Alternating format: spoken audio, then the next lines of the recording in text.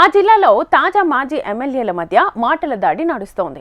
Airport నిర్మాణంతో పాటు cement పరిశ్రమ పునరుద్ధరణ జాప్యానికి కారణం నువ్వంటూ విమర్శలు చేసుకుంటున్నారు.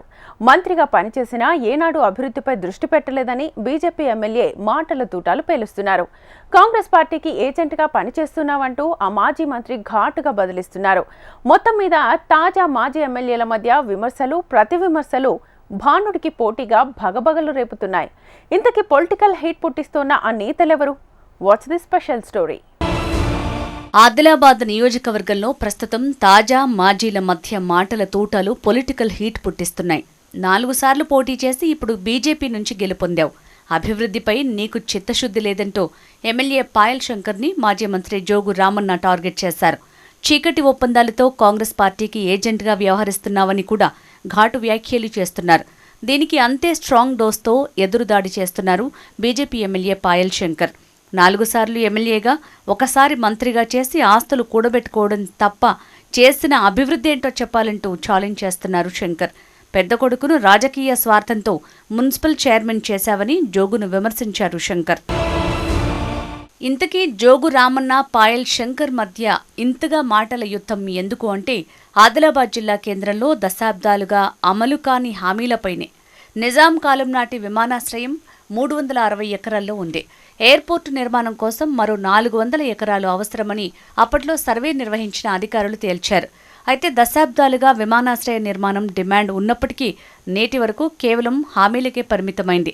దీంతో పాటు ఆదిలాబాద్లో దాదాపు 2.5 దశాబ్దాల క్రితం మూతపడిన సిమెంట్ పరిశ్రమ పునరుద్ధరణ కోసం నేటికి ఆందోళనలు సాగుతున్నాయి. అయితే ఇటీవల పరిశ్రమలో ఉన్న స్క్రాప్ అమ్మకానికి టెండర్లు ఆహ్వానించారు. సీసీఐ పునరుద్ధరణ కోసం గతంలో కాంగ్రెస్ అధికారంలో ఉన్న సమయంలో కేంద్ర మంత్రులు, ప్రస్తుతం కేంద్రంలో ఉన్న బీజేపీకి చెందిన కేంద్ర మంత్రులు, గతంలో బీఆర్ఎస్ మంత్రులు, ప్రస్తుత కాంగ్రెస్ మంత్రులు ఎన్నికల సమయంలో ప్రచారానికి వచ్చి సీసీఐని పునరుద్ధరిస్తామని హామీలు గుప్పించారు. కానీ నేటికి ఎవ్వరూ పట్టించుకోలేదు.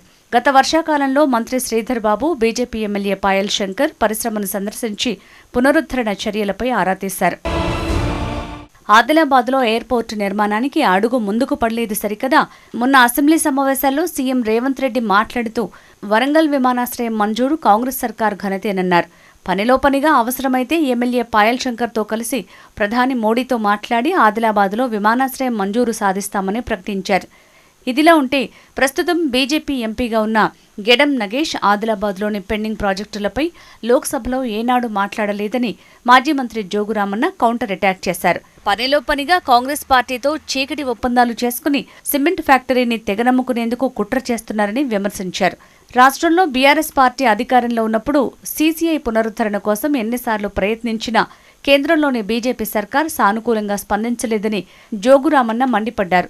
ఇప్పుడు సిమెంట్ పరిశ్రమ ఆస్తుల అమ్మకానికి టెండర్లు ఎలా పిలుస్తారని ఆయన ప్రశ్నిస్తున్నారు. మాజీ మంత్రిపై ప్రస్తుత ఎమ్మెల్యే రివర్స్ అటాక్ చేస్తున్నారు. ఎయిర్పోర్టు మంజూరుకు కృషి చేస్తానన్నారు పాయల్ శంకర్. అలాగే సీసీఐ పరిశ్రమ అమ్మకానికి పెట్టలేదని, కేవలం తుప్పుపట్టిన యంత్రాలు, ఇతర స్క్రాప్ని అమ్మేందుకే టెండర్లు పిలిచారని వివరించారు. ఇక ఆదిలాబాద్లో బీఆర్ఎస్ను జనం నమ్మే పరిస్థితి లేదన్నారు. వయసు మీద పడిన జోగు ఇక రాజకీయాల నుంచి తప్పుకొని శేష జీవితం కుటుంబ సభ్యులతో గడపాలంటూ సెటైర్లు వేస్తున్నారు పాయల్ శంకర్. మొత్తం మీద ఈ ఇద్దరు నేతల మాటల యుద్ధం పెండింగ్లో ఉన్న ఫ్యాక్టరీలు, రైల్వే లైన్, ఎయిర్పోర్టు నిర్మాణంపై కొనసాగుతోంది. ఈ మాటల దాడి ఎలా ఉన్నా స్థానిక సమస్యలపై నాయకులు ప్రత్యేక దృష్టి పెట్టాలని నియోజకవర్గ ప్రజలు కోరుతున్నారు.